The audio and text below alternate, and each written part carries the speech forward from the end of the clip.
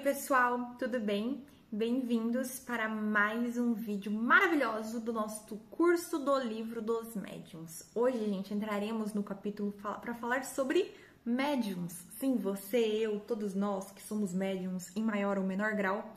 Inclusive, veremos essa parte dessa passagem. Vai ser muito incrível, muito maravilhoso. Esse é um capítulo bem interessante e hoje a gente vai ver já um pouquinho desse capítulo, beleza? Já deixa seu like, seu comentário e, gente, façam anotações, tá? Anotem no celular ou num caderno. Mas é importante que vocês treinem bem isso, porque vocês veem só o vídeo, vocês podem acabar esquecendo mais rápido. Quando você anota, né, ou conversa com as pessoas sobre, você aprende muito mais. Gente, vamos lá, viu? Capítulo 14, tá?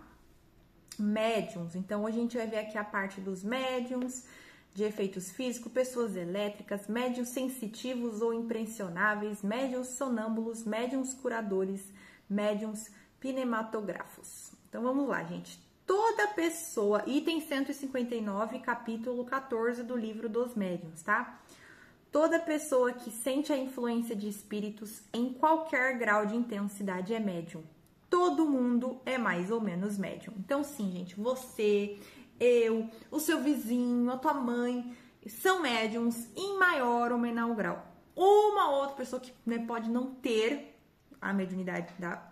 Porque aqui fala que são pouquíssimas pessoas que não têm, mas a grande maioria. E hoje ainda com o planeta Terra aqui já passou, né? Porque nessa época aqui de Kardec, já faz muitos anos. Hoje, gente, todos nós somos médiums em maior ou menor grau. Então, ele continua aqui, ó.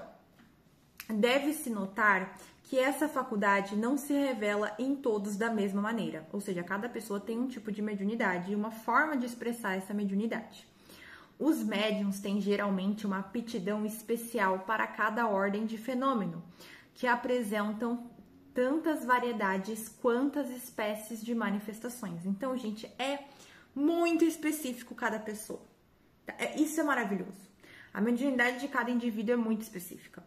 Então, assim, ele dá aqui algumas classificações, gente, mas dentro dessas próprias classificações existem graus maiores, graus menores, categorias diferentes, e assim a gente vai indo, né?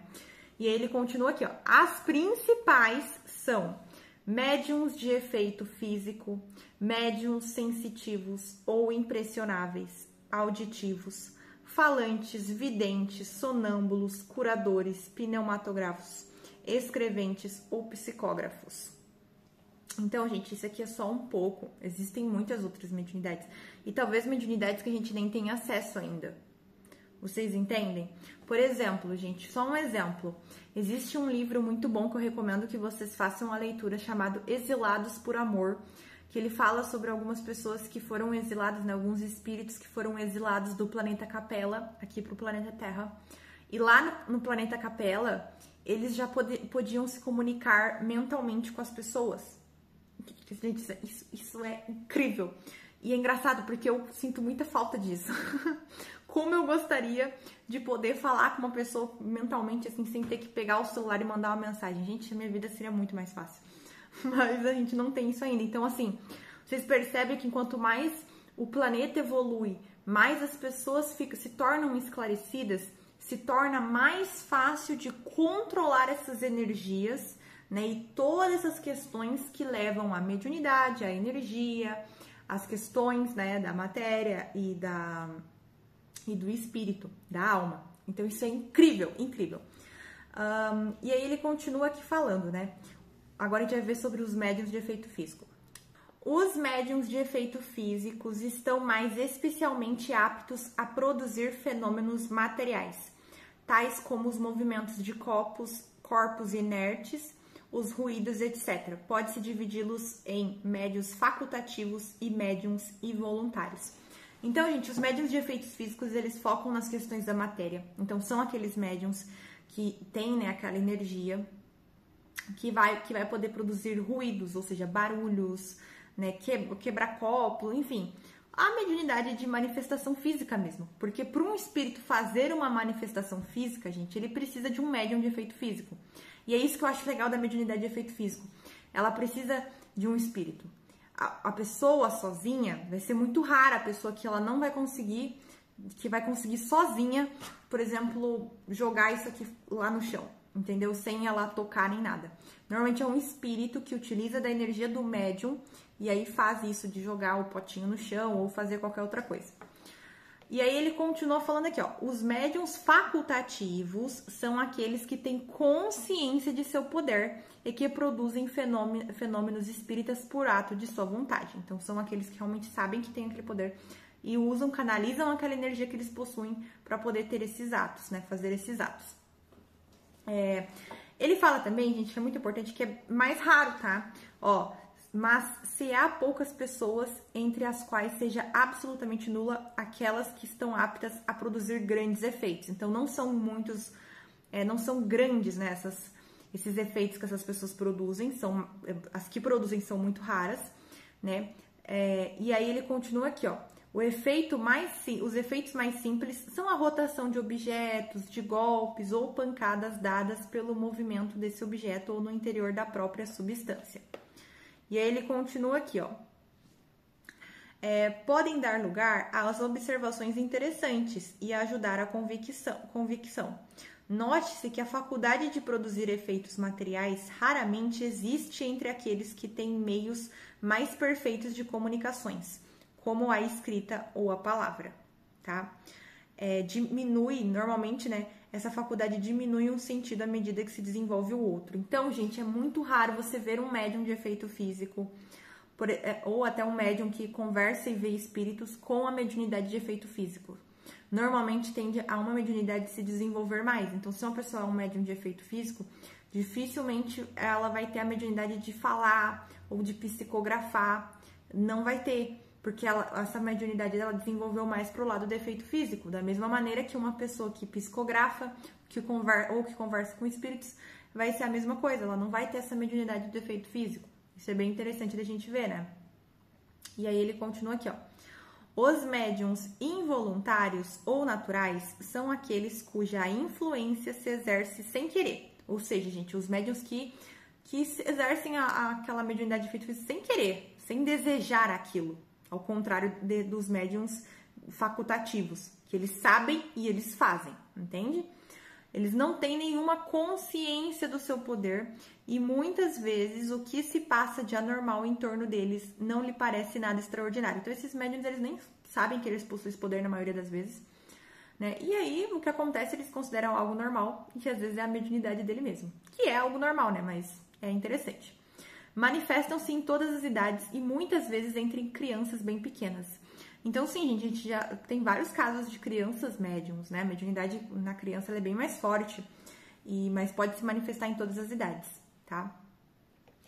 E aí ela é uma coisa que é importante aqui, ó. Essa faculdade não é, de modo algum, por si mesma, o indício de um estado patológico, porque não é incompatível com uma saúde perfeita. Tá? Então, não, gente, ter a mediunidade de efeito físico não é uma doença, não é algo que está ligado a uma doença ou a algo ruim para o teu corpo. Se aquele que a possui está doente, isso vem de uma causa estranha, ou seja, uma causa que não é o efeito dessa mediunidade, uma outra causa, né? Outro efeito. Assim, os meios terapêuticos são impotentes para fazê-la desaparecer. Então, a gente percebe, gente, muitas pessoas, hoje em dia tá melhor, mas ainda tem bastante, que são médiums, que têm mediunidade, acabam sendo consideradas loucas, esquizofrênicas, porque ainda a ciência ela não compreendeu a questão da mediunidade.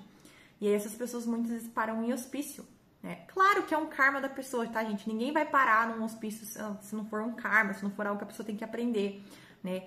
Mas isso acontece. Então, assim, esses métodos terapêuticos, essa dopagem de remédios que muitas pessoas passaram, principalmente antigamente, tá, gente? Que tinha muita gente que vivia isso, não vai fazer desaparecer. Vai continuar ali. Isso é muito interessante.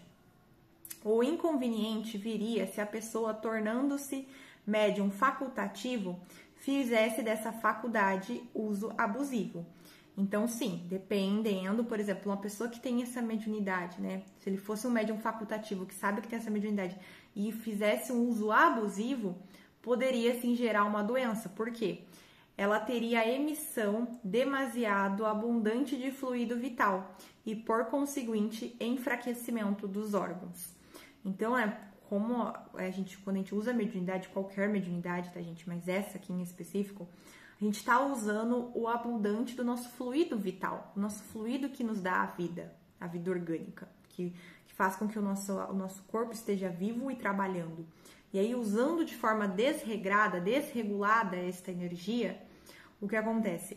Tem um enfraquecimento dos órgãos, e aí pode gerar uma doença, tá? E aí, agora aqui pra gente finalizar, para não ficar muito longo o vídeo, o observador de boa fé não tem necessidade do emprego desses meios. Aquele que está familiarizado com essas espécies de fenômeno sabe que eles pertencem mais à ordem moral que à física, e que em vão se procurará a solução nas nossas ciências exatas. Então, gente, o que ele está querendo dizer com isso? Para que a gente não leve para um lado fantasioso, para um lado ignorante, quando vemos esse tipo de questão. Eu sei que se você está vendo esse vídeo, dificilmente você vai levar para esse lado, mas é importante a gente estudar isso que Kardec fala. Então, se somos observadores de boa fé, né, a gente vai entender buscar encontrar o significado dessas questões nas ordens morais e não nas físicas. A ciência, a gente não tem essas respostas. É só olhar. Até hoje, gente, esse livro foi feito em 1800 e pouco. Até hoje a ciência não tem as respostas. Mas o espiritismo tem. Entende? Então, assim, temos que ter essa visão, tá? O que é necessário fazer quando uma faculdade semelhante se desenvolve espontaneamente no indivíduo é deixar o fenômeno seguir seu curso natural. A natureza é a mais prudente que os homens. Kardec disse isso porque, gente, antigamente e até hoje é muito normal quererem fazer exorcismo, antigamente queimavam os corpos achando que queimando o corpo ia queimar o demônio. Sabe, todas essas situações quiméricas, fantasiosas. E ele cita, que ele dá até um exemplo, ele fala, imagina uma pessoa que acredita no bicho-papão, aquilo causa dor para ela. A pessoa, se ela acredita nisso realmente, ela vai ficar doente. Toda vez na hora de dormir, ela não vai querer dormir porque isso vai ser uma perturbação para ela. Então a gente não pode ficar tratando a mediunidade como esse algo fantasioso e quimérico, né, que é demônio, que é uma coisa ruim, que é uma doença. Não, é algo completamente natural.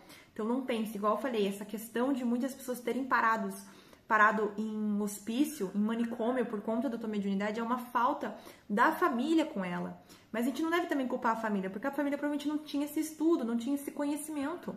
Gente, antigamente queimavam os corpos porque acreditavam que queimando os corpos iam queimar os demônios. Quantas mulheres que tinham conhecimento a mais da intuição foram queimadas vivas? Então, sim, parem, né? Temos que parar, temos que buscar combater essa ideia de ser tudo fantasioso e quimérico. Não, gente, é tudo dentro da lei da natureza. E ele fala que o maior conselho quando você encontra uma pessoa que está desenvolvendo isso e está ali com ela, é deixar o fenômeno seguir o curso natural, que deixe tudo seguir conforme tem que seguir. A natureza é mais prudente que os homens. Muito bonita essa frase, né? E aí, aqui para finalizar, o que é necessário é entrar em contato com o espírito para saber o que ele quer. Os seres invisíveis, que revelam sua presença por efeitos sensíveis, são em geral espíritos de ordem inferior e que se podem dominar pela ascendência moral. E é essa ascendência que é necessária adquirir. Sobre a ascendência moral, a gente vai ver no próximo episódio, tá? Mas o que ele tá falando aqui, que às vezes, né, a gente pode estar realmente obsidiado com alguns espíritos, e aí o espírito tem atentando a nossa mediunidade, né? E a gente pode sim fazer uma sessão espírita e perguntar pro espírito o que ele quer. Isso, obviamente, é super normal de fazer. Mas vocês entendem que perguntar ao espírito o que ele quer e tentar resolver essa questão é muito diferente do que queimar um corpo achando que que o demônio vai sair do corpo. Tem diferença. Então a gente tem que focar nisso, entendeu? Usar coisas racionais. Ir num centro espírita. Às vezes a gente tem um familiar ou uma pessoa que a gente conhece que a gente percebe que tá carregada, que vai no centro espírita, faz uma desobsessão, a pessoa fica outra. E às vezes ela tem uma mediunidade a ser trabalhada, mas ela não sabe. Então essas coisas são normais e são necessárias que a gente faça. Mas assim, não deve levar para o lado fantasioso, para o lado quimérico, para o lado de tratar a mediunidade como uma doença, como algo ruim, como, né, um pesadelo, uma maldição. Não é uma maldição, é algo completamente natural. E aí continuaremos no próximo episódio.